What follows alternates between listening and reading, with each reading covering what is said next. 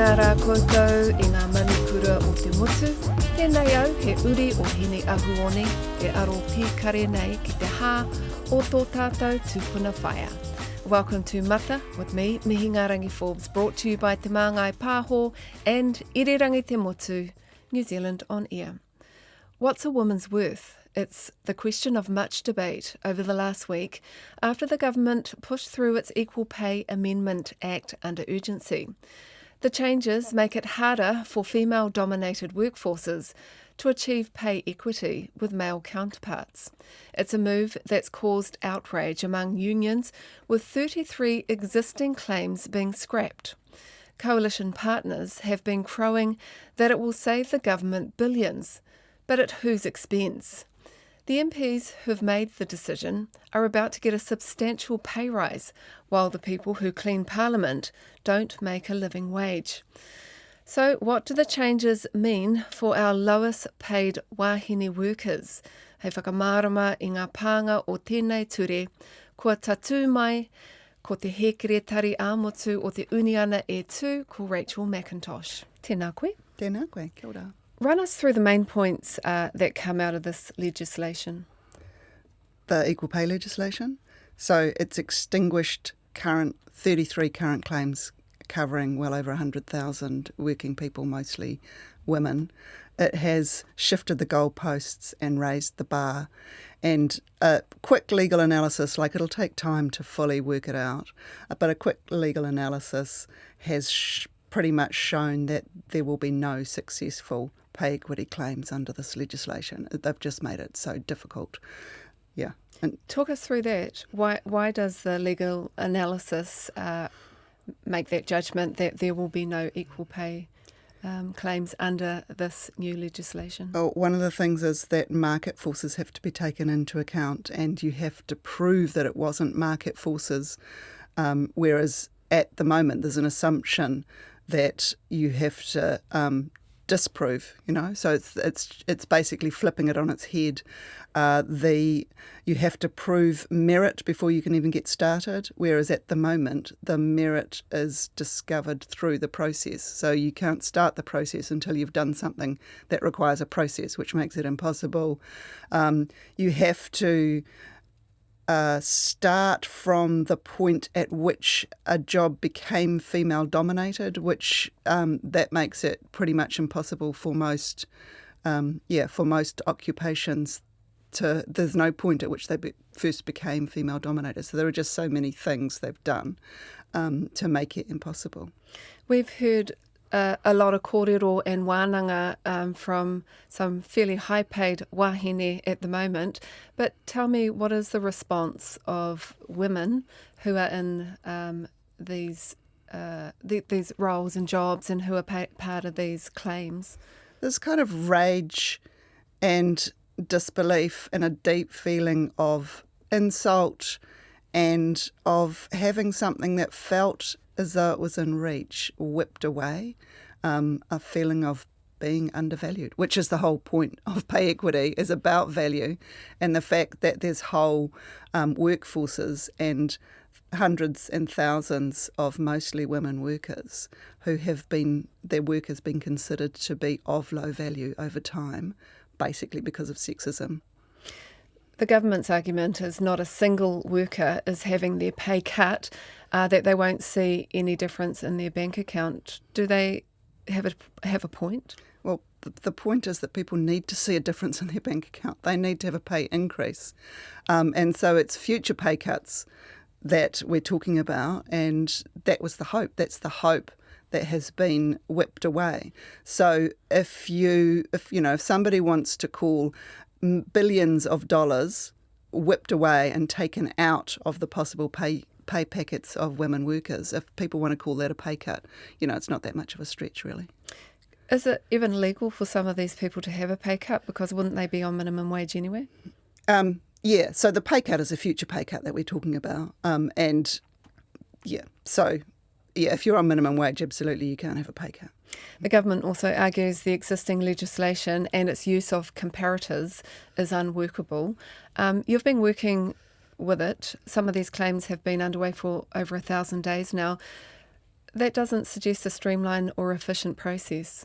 It is a complex process, and there's a whole lot of power and so on at play as well. But this is a government saying that who recently wound up the pay equity task force because they said it wasn't necessary because the system was working. That was just a few months ago, and now they're saying it's not working. But also the attack on comparators really is an attack on the whole principle that work that is female-dominated is undervalued because of that reason. And comparators are about work that mostly men do that is different. And what you compare is the responsibility, the skill, the effort, and the knowledge that you need. And yes, the skill can be different, and yes, the responsibilities can be different. But in care work, the responsibility for the dignity of another human being is immensely important and has been considered not valuable in the past because it's mostly women that do that. But I can't think of anything more valuable than giving another person dignity. Can you give me an example? Because the Prime Minister has been talking about the comparisons and how you can't compare librarians to other roles. Give me an example of the comparisons you're using. Sure. So for care work, one of the comparisons is prison guards. And so prison guards also deal with complex human interactions. They deal with violence, as do care workers. They are responsible for people's safety, as are care workers. And so it's those kind of comparators. Those kind of comparisons and that consideration of complex human interactions and, skill and responsibility, that's how the comparators work. And it's not that the work is the same. And what is the difference in pay? The difference for prison guards, I think it was maybe 20%. Actually, what we concluded was that prison guards are also underpaid because prison guards are paid less than fisheries officers. And the kind of value when you use a job evaluation that is based on non-sexist factors, you have care workers at the bottom, then you have prison guards, and then you have fisheries officers who are paid more. How much money are we talking about? The government won't say, citing commercial negotiations and the like, but at the same time there are claims by the ACT party that they've saved the budget billions. So how much money are we talking about? That is actually quite hard to know, and because you have to maintain it over years, that does cost money. And the point of pay equity is that you don't ask, is it affordable? You ask, is it right? So, yeah. Are you able to offer some examples of the low-paid wages that we're talking about, like a librarian could see what kind of pay rise, a health worker, a teacher? So I can talk about care workers because that's the claims that our union's been involved in, and it's looking like 30% is the kind of average wrong pay that people are suffering at the moment. And that's after having got a boost in 2017 from the Christine Bartlett case. But unless you keep on it, it just slips away. So, yeah. 30% is a lot of money. What difference would that make for a family? It just makes a huge difference. So we hear in our union from lots of care workers and from lots of other workers who have had big boosts. And it's the difference between not being able to enrol your kids in sport, not being able to buy them a pair of shoes, choosing between paying your power bill and paying your rent, those kind of things. Just to have enough to live on is not to have to worry about the basics and to have a little bit of extra so you can do something nice from time to time. Are these the families that are relying on school lunches and other policies or yes, considerations that are under threat or are being having budget constraints? Absolutely. So the the debacle of the school lunches, which is, cynical cost saving at the expense of children who need a decent meal at school, is part of it. But the whole kind of austerity approach of this government to cut and undermine public services, that's like the social wage that also is part of people's lives and is way more important for people on low incomes than it is for other people. What kind of take-home does a care worker get? Care worker gets, I haven't done the maths, but $30 an hour, it would be over the top. So the top about 29, so a little bit above the living wage. But yeah, so not enough to live on, basically, not enough to live on with dignity, which is why people work really long hours, work multiple jobs. Yeah. The Finance Minister wrote a column where she said, and I quote, "What started as pay equity regime had become a Trojan horse for a multi-billion-dollar grievance industry driven by public sector unions." Your response? I just find that so interesting because that word grievance, what I immediately think of when I hear that is the treaty grievance industry. And the point about grievance is that that's about wrong and harm that has been done. And so to use that word as an insult is an insult because there is a grievance to have been undervalued. There is a grievance that people who are responsible for how much you get paid don't think that it's important for you to have enough money to live on. That if that's not a grievance, I don't know what is. And to use grievance as an insult, I just think is so insulting. Are you getting support from, the public? As you say, everyone's busy doing their own thing, and there's not often a lot of room or consideration for others. But on this one, on pay parity, what kind of responses are you hearing from the general public? Massive amounts of support. In fact, we had a rally outside Brooke Van Velden's office last week, and I saw a woman in her 80s, a friend of my mother's, who said, "I have not been on the streets for decades, but this is making me incandescent with rage." We also the Union for Miners, and the miners have said, if you need us down in Parliament with our high-vis jackets on to support the women who have suffered this insult, then we are there. So, yeah, really wide positive response from members of the public. And are you likely to take those offers up? Yeah, absolutely. Yes, we will. Yeah. What might that look like? Definitely mobilising. Mobilising is only one thing. There is the plans are kind of developing. We need to keep the momentum up on this issue because it's an outrage, and one of the things that we're talking about is a travelling select committee, which illustrates the fact that not only is this law incredibly damaging, but also it was done without due process. To take a shadow select committee around the country and make sure people have the opportunity to tell their stories, tell about what the effect would be on them and their supporters. So these are some of the things. And there will certainly be events where people are in the streets. People will be telling their stories. People will be making sure that this is not forgotten. This all comes at a time when MPs are in line for a pay rise. Brooke Van Velden, Nicola Willis and their cabinet colleagues who signed off on killing pay equity in its current form will get another $7,500 a year. The argument from MPs will be that their wages were independently decided. So should a similar system apply to everyone? Well, from a union point of view, wages should be decided by collective negotiation. So really we need to have a system where everybody has the power to collectively negotiate decent pay rises every year.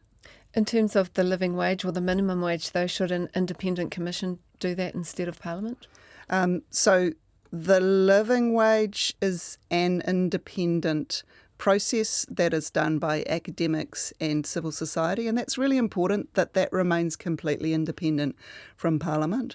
But for the actual minimum wage, what we would like to see is a tripartite process that is not just the minister deciding, but employers, unions and government getting together and arguing it out every year so that there is a workers' voice in what the minimum wage should be. Are any politicians warm to that idea? That remains to be seen.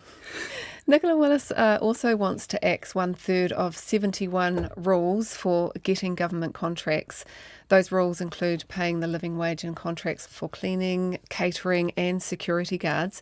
What's the impact of not earning a living wage on workers you represent? You know, we've talked about the cleaners, but I guess generally as a cohort of people who might come under those new regulations. Yeah, well, what a living wage is enough money to live with dignity. So it's to not worry about your essentials and be able to have, you know, a nice life, not just be worried paycheck to paycheck every time.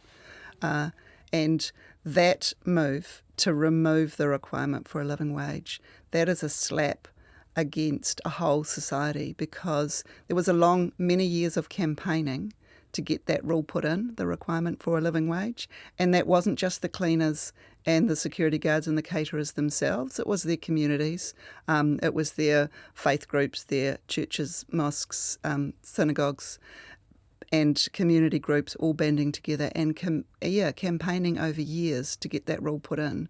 So the effect on those people's lives is the direct impact. And then the flow-on effect of that, because when you don't have enough money to go out and buy yourself a coffee, the person running that small business making coffees doesn't get that income. So there's a contracting effect every time the government reduces the ability of people to earn money. That has a flow-on effect to everybody. Does it affect the aspiration of a government to have a high-wage economy? We hear that a lot.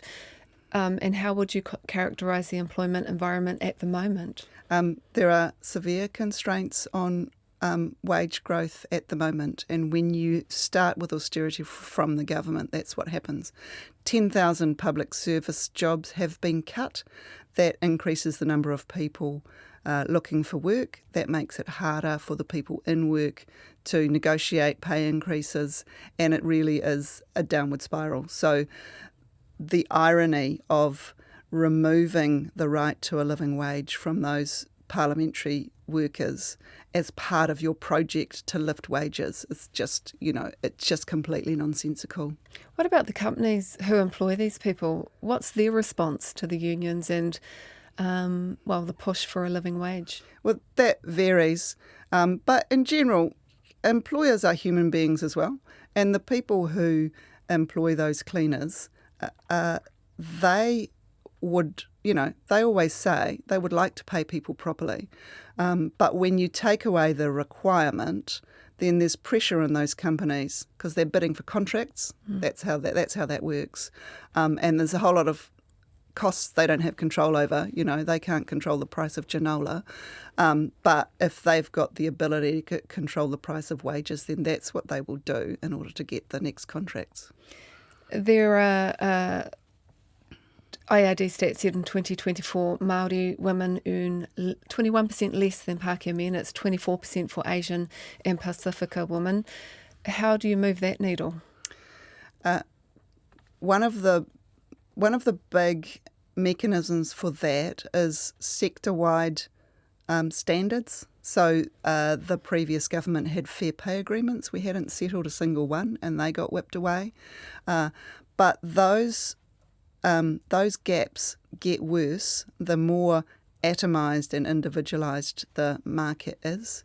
And so everything that can be done to promote collective bargaining that's what can make a difference. So a fair pay agreement for Māori and Pacific-dominated workforces that really lifts that pay up, that starts to close the gap. Mm-hmm. Yeah. The budget is near. There are now 37,000 more unemployed people than at the last election. Māori Pacific people's employment is now over 10%. Employment fell in manufacturing, construction, retail, education and healthcare. What do you want to see in the budget to address that? We want a government that spends its own money because all that money will flow on. we want a government that invests in that. We want a government that invests in good industrial policy so that the future of those industries can be considered, and planning, skills development, and the involvement, and basically putting people at the centre of all those so that there can be decent work. That requires investment. But essentially, we want a government that invests in good public services and funds pay equity, funds the things that the government is able to fund so that everybody wins, and that the money that starts circulating around the economy, that starts with the government, which is the biggest spender in the country, has a flow-on effect to everybody else. The government is saying that they will fund pay equity, but they're just resetting the process. What's the time frame?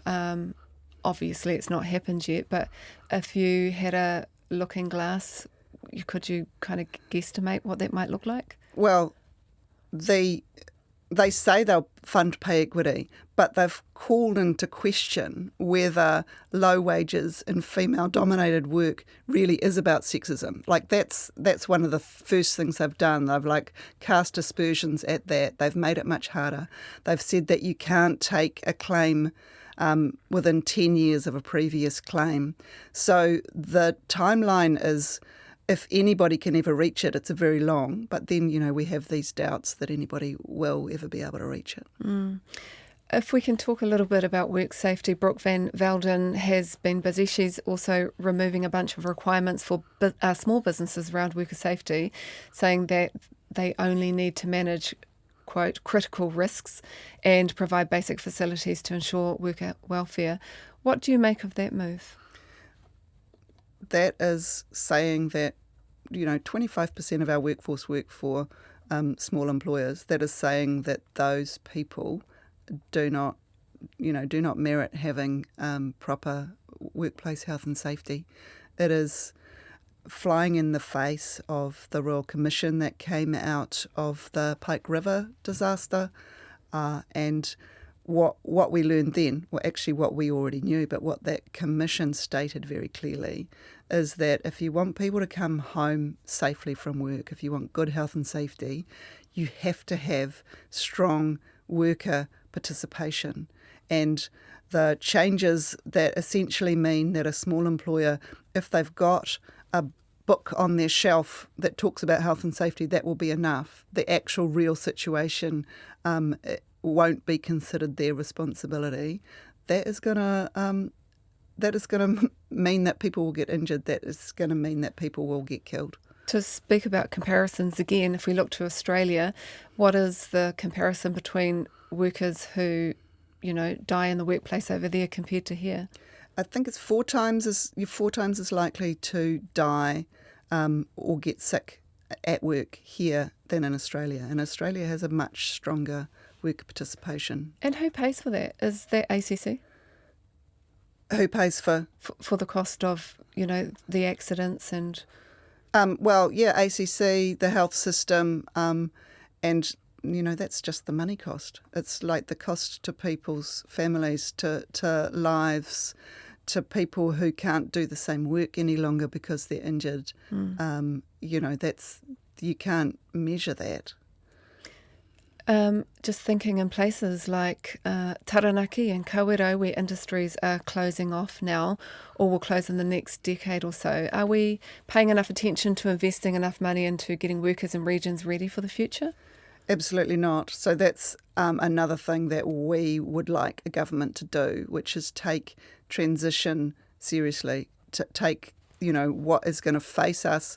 There is climate change, there are other things. There's technological change, there's demographic change, and you can plan for that. You can consider the future. You can invest in training and in planning for, green technology futures, for what kind of country we want to live in.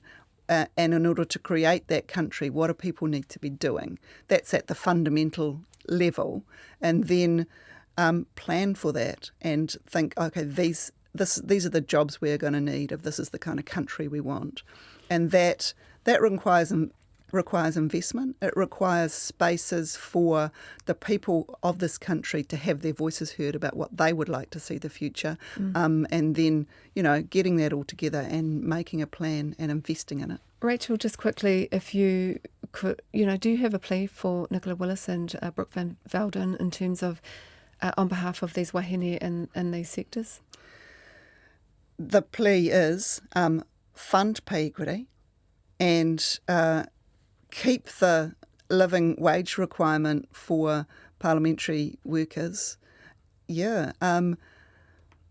Basically, listen to the stories of these workers, listen to the stories, and then act accordingly. The government is the body that has the power to fund pay equity. They have the power to fund jobs for all those people who are contracted to them. Tēnā koe, Rachel. Thank you for your time. Kia ora. I te whakarongo koutou kia Rachel Mackintosh, he keretari āmotu mo te uniana e tū.